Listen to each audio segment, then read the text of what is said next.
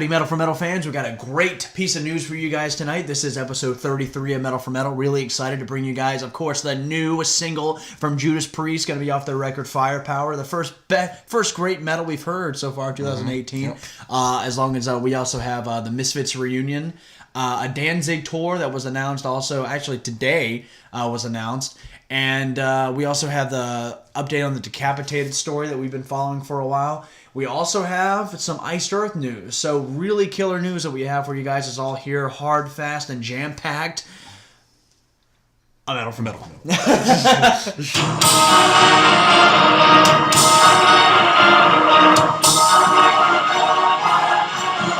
What is up, Metal4Metal universe? I'm PJ Steve, that's Dennis Parker. We are going to give you a kick-ass episode of Metal4Metal news right here, right now. I want to kick it off with a story. Okay. I have a story, and it's really cool, and it's funny.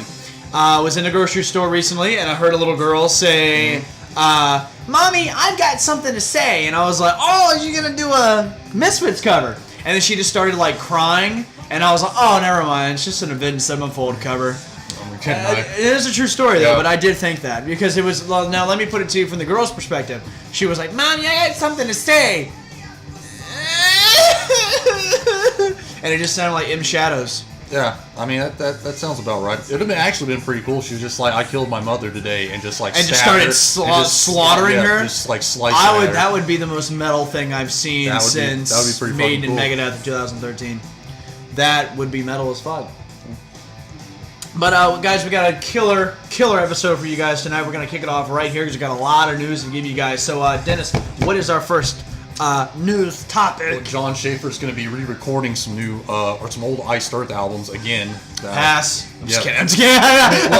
Well, the reason for doing it is they're not getting any royalties now. That's right, because of the shitty record company that he always preaches about. Right. He hates every record company he's ever been associated with.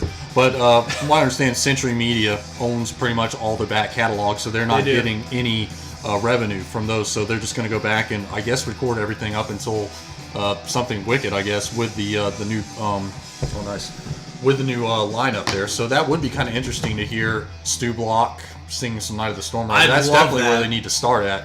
I'd love to hear him do, the title track, and of course Angels Holocaust, Night of the Storm Raider. I'd love to hear him do something wicked too, though, man. That's my favorite record, Iced Earth record. So because right now we're just hearing just the main songs that they record live, And Stu Block does a really good job. He is kind of like a blend of Barlow and Ripper. Agreed. Yeah, very much so. I'm looking forward to that. I'm looking forward to hearing that, most definitely. So, I'd love to hear him do a horror show, to be honest. Yeah, so I guess this is going to be the third time they've remastered stuff, because they did Days of Purgatory, then they re-released the updated versions of the first 3 albums, so now they're going to be redoing them again. Hopefully, with new artwork. I don't really like the artwork that they.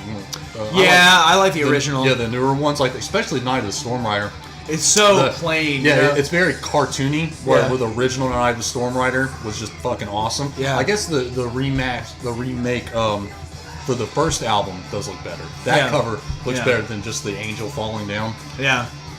But all right, moving on now. Got some Diamond Head in the news now. Oh, really excited for this piece of news, actually. This is pretty interesting. They signed on to Thrashville Management, which is co-created by Dave Mustaine. So basically, Dave Mustaine is going to be kind of their manager now. Which is awesome. Yeah. Because, I mean, are you kidding? Like, I would love to get a Diamond Head Megadeth tour. Or something like that. I think that would be really, really cool. I'd be into that. And the article goes on to say just how thankful they were for Metallica for just promoting them for so long, because one of the guys here in Diamond Head was saying that right around like the 2000s, the early 2000s, they were completely out of money. Like they had nothing left. He was living back at home with his mom. And that's right, because he was saying that he thanking bands like Metallica. Right, yeah, because like without Metallica featuring them on Garage Inc., without the royalties from that, a lot of people, including myself, would never even have heard of them. Originally, because I remember going to Cat's Music to buy Garage Inc. when it first came out. Cat's Music. And I knew it was a cover album, but like I know I'd heard of Motorhead, I heard of the Misfits, obviously, but like Diamond Head, nope, I'd never heard. And then that got me, interested in them, looking them up. Yeah, because they cover, Am I Evil, they do It's Electric and Helpless. I mean, those are really killer songs. And Lightning to the Nations is still one of my favorite albums in that new wave British heavy metal. I was trying to look up an article that I was reading about that, I forgot what band it was, but they had just signed with EMI, which is now owned by David Ellefson, also from Megadeth. Right. So I think that's really killer. If they could corner that market and make that happen, that would be fantastic. And I would, again, going back to what I'd love to see Diamond Head and Megadeth make something happen. I was also reading an article that, Brian Tadler, pretty much the main guy from Diamond Head, was reacting to statements that, like, back in the day, like, they would be the next new wave British heavy metal, like Led Zeppelin, and he felt that wasn't accurate at all. He was like, we wouldn't be on that level at all, but he appreciated the compliment. But that just goes to show, like, excuse me, bands from that era like Angel Witch, Tigers of Pantane, Diamond Head, Samson, Saxon, all those guys, like, they should have made it. Yeah. Especially Angel Witch. I'll say that. It's pretty cool that at least most of them are still around now. Sure. Still making music, but yeah, they definitely should be more prominent than they are. Yeah, agreed. Maybe I'm biased because, again, that is my favorite, type of metal for some reason. I think it's because of the simplicity of it. Yeah. But it's still just classic stuff. Yeah, and it's just really rocking. There's no bullshit with it, Very direct. All right, we got some more news on the new Waken open air for 2018. Right, yeah, this is going to be great, guys. Really good year, as always, really. Yeah, Behemoth has been added right now. Look at the guy. I'll put a list up. Yeah, look at these guys, man. Sepultura, Children of Bodom, Doro is going to be back for it. Nightwish, gonna be cool. Arch Enemy. Mantar. Yeah. I can't wait for that, of course. I mean, really killer bands. And it's all metal. There's not, like, pick and choosing. Yeah. There's pick and choosing your favorite metal bands, but it's like, even if you're staying there for, like, a metal band, it's metal. It's great. And I would love to be able to go to this, man. Yeah. This has got to be, like, probably the best, festival of bands, like 4Metal. Yeah. Speaking of festivals, In Flames is doing a new festival in Sweden. It's being recorded like a castle. Yeah, it's going to be a huge castle. We were talking about that earlier. Yeah, but we don't really know there's who's going to be, what exactly they're going to be doing. Waken first started in, I think, 1990. And it wasn't... I remember there was a band called The Wizards that were on there, and then in 91 there was a band called Bon Scott, and they were an AC/DC tribute band. But in they played at Waken, huh? Yeah, but in 92 is when it started getting like, whoa, that's going to be a big deal, because Blind Guardian played there. Right. And it was, out of this world, in which Blind Guardian, 90s metal, we're going to get to that at the end of this video, so stick around, please stay tuned. Yeah, Blind Guardian's still, like, probably the biggest metal band in Germany right now. Oh, hell yeah, most definitely. Huge. Most definitely. So Waken this year, guys, is going to be out of this world as usual. Can't wait for it. Can't wait to see, footage from it as always. Waken is when they did the whole Lemmy tribute for Heroes and, the tribute after he passed. Really killer shit. And you got to love the stage and just love the fucking, like, goat head or whatever it is with the horns on fire the entire time. Really killer shit. What we got next? I think. Okay, finally wrapping up, hopefully, the whole decapitated trial that was going on. That's right. All charges have been dropped. If you guys haven't been following, which you should have been, Decapitated, a Polish death metal band, has been in some hot water lately and actually went to jail. They spent like the last couple months in jail. Yeah, because they were allegedly kidnapped and raped 2 female fans. They kidnapped 2 of them, and then one escaped, supposedly, and then got pulled over for DUI, and then, like, while she was in the cop car stand, my friend got raped, blah, blah, and then... That's what it was, yeah. Led, we really kept our opinions to ourselves about this, because it obviously is a touchy subject. I was hoping that they were I was hoping it was bullshit. And it was, apparently. But they are saying that...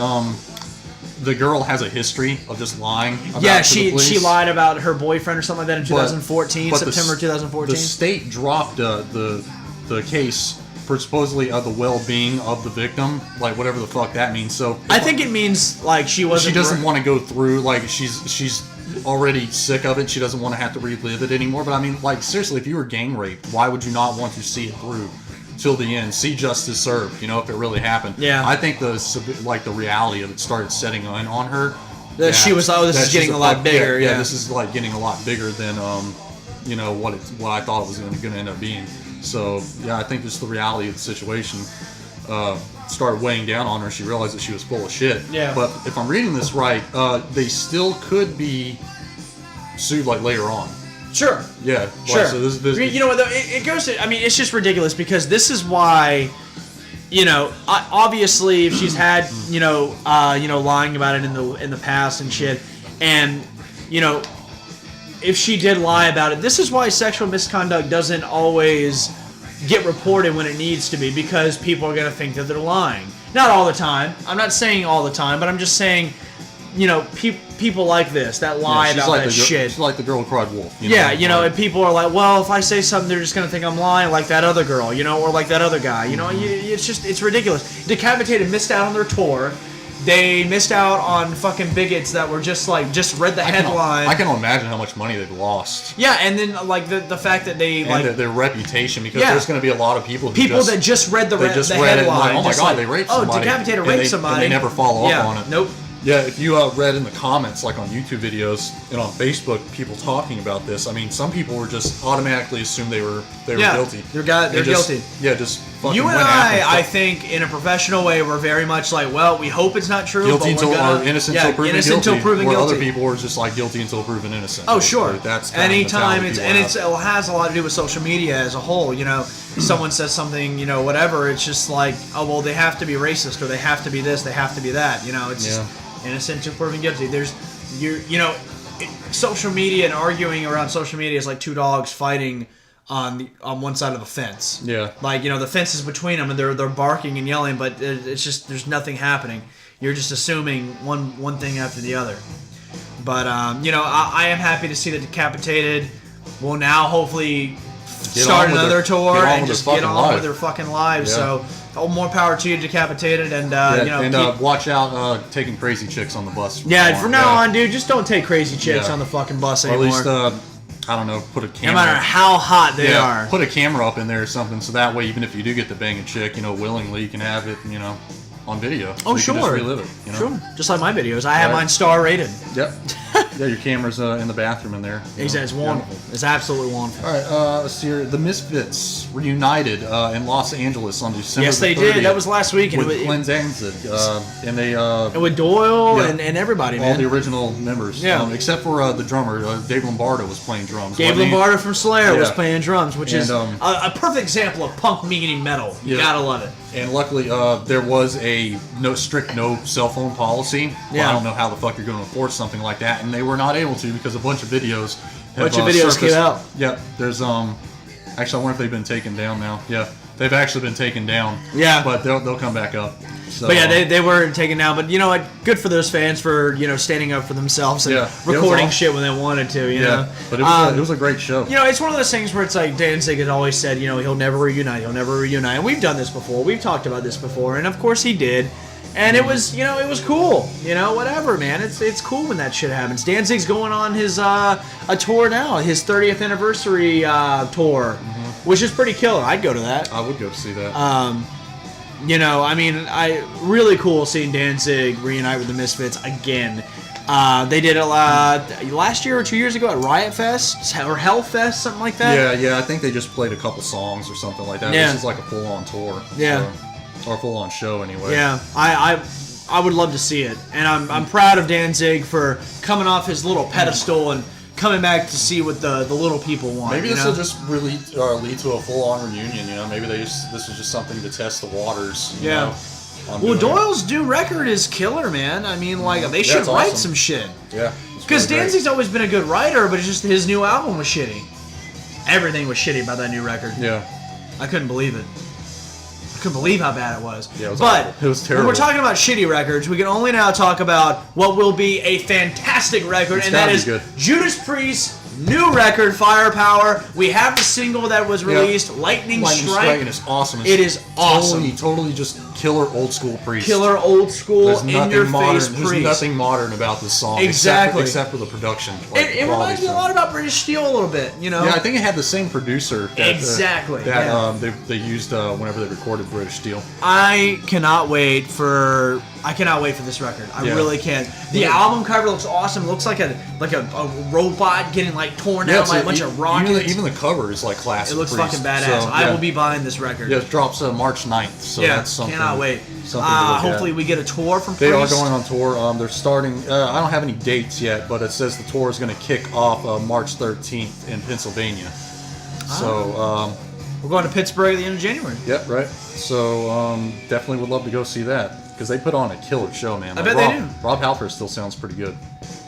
Yeah, I'd be really excited to see them. No matter who they're with, man, I don't care. It's a fucking Priest. They're metal legends, you know. And even though they didn't get in the Hall of Fame this year, Halford, you're still in the Hall of Fame, and in our hearts, right? Exactly. Yeah. I mean, let's talk a little bit about that record. I mean, do you think Firepower? Yeah, it's going to be coming out. Yeah. Do you think that it's what do you think is it for a testament of a band that is old school like that? I mean. Their first record dropped in, 74, 75? Rock and Rolla? Yeah. And they're still making new music. With KK Downey and Glim Tipton, you know?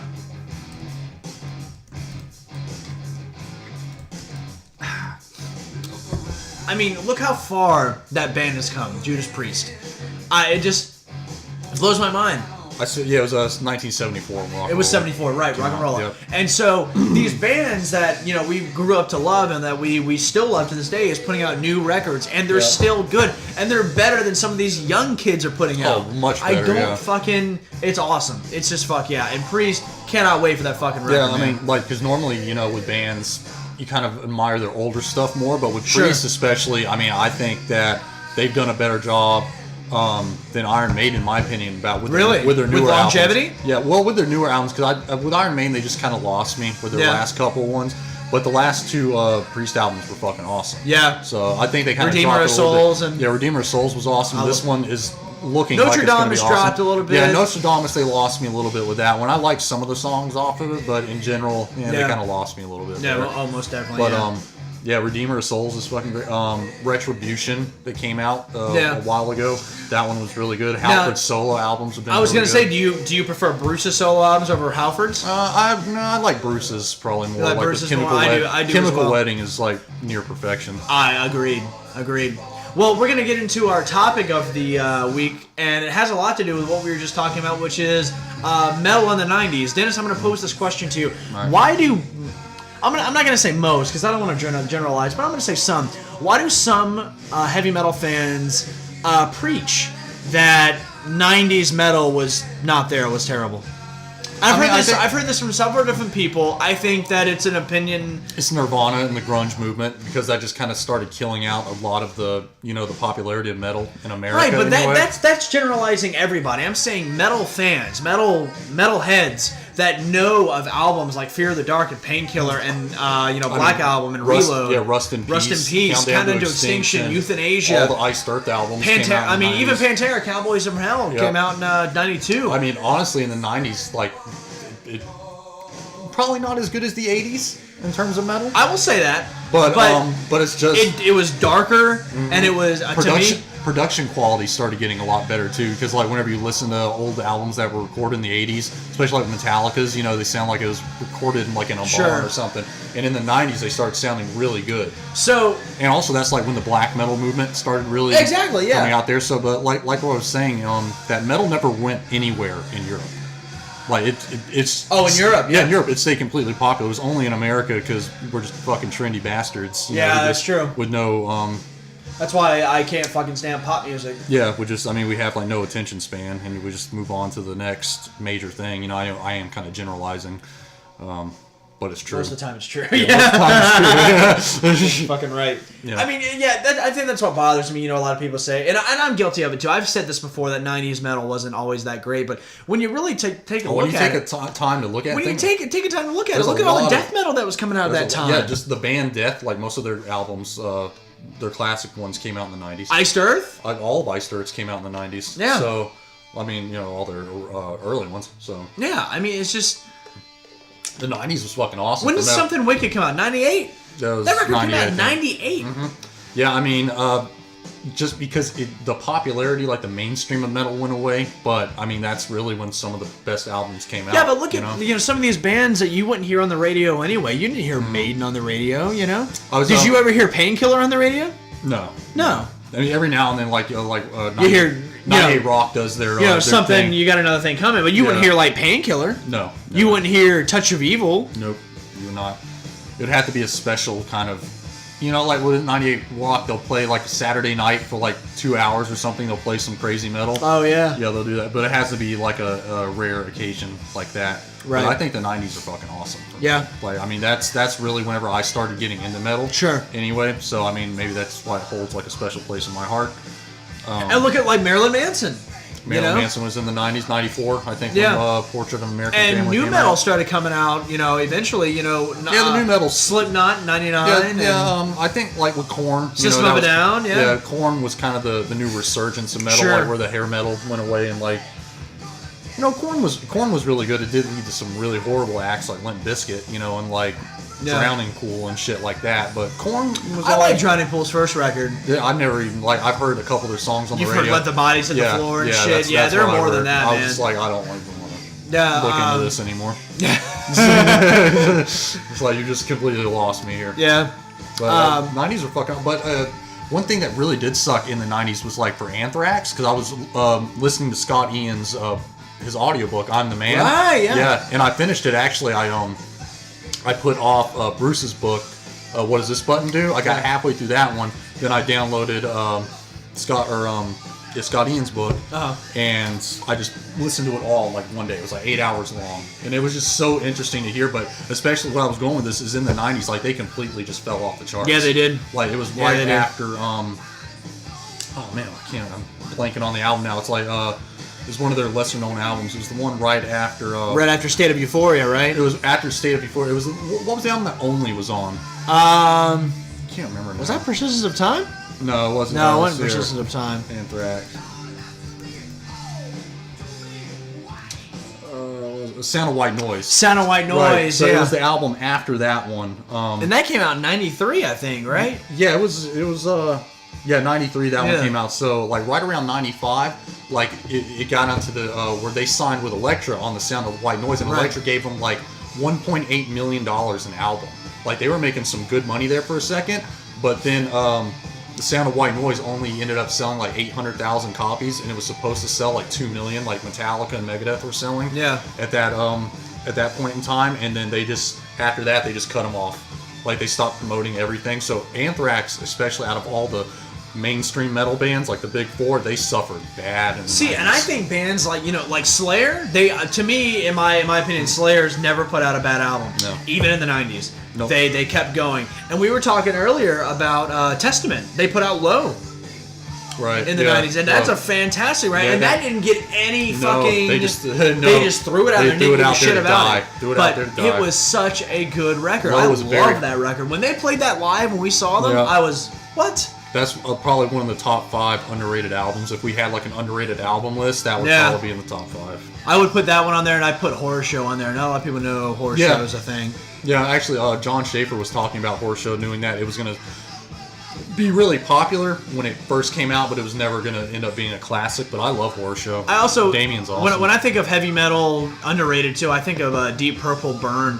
Right. A lot of people say Machine Head or In Rock or Stormbringer, but Burn is so fucking good. And I know it's got Dude Man from Whitesnake singing. I can't remember his name right now, but I can picture his shitty white hair. The Anthrax album I was thinking of is Stomp 442. That's when that's a shitty record. That's a shitty record. And then they had Volume 8, The Threat Is Real, and that did not go anywhere. And then when I saw them live is whenever John Bush was in the band. It's the We've Come For You All tour. Yeah. They were doing there, and I think I may have said this story before, but we saw them at the House of Blues in Myrtle Beach. And they're like 25 There was people. maybe because looking back on it, maybe there was 50 people there, but still, there was no one. I would have liked to see them with John Bush. I'm excited to see them at the end of this month, actually. Which Havoc got added to that show, which I can't wait for. Anyway, sorry, but I can't wait to see that. I can't wait to see him with Joey. I would have liked to see him with John too, because I love John and Armored Saint. John obviously. Bush is he's a great singer. Yeah. Well, guys, we're going to go ahead and sign off here. We really appreciate you guys hanging out. Thank you guys for supporting us this past year. We hope it keeps going for this year. We have 181 subscribers on YouTube. Tons of Instagram followers on Instagram. I want to thank my girlfriend Lauren for hooking that up. I really appreciate that. We really appreciate all you do as well. Our Facebook is still going. We really appreciate you guys there. Our website is up. Come check that out. Which Dennis has to update. I update it once every couple months. Yeah. So, fuck it. Well, guys, like I said, we really appreciate your support. Don't forget we have Metal4Metal merch for you guys to buy. Only $10 hairs a shirt. And you also get a free sticker and all that noise. Oh, yeah, that shirt right there. Thank you guys so much for joining us on Metal4Metal. We appreciate you guys so much. Have a great night.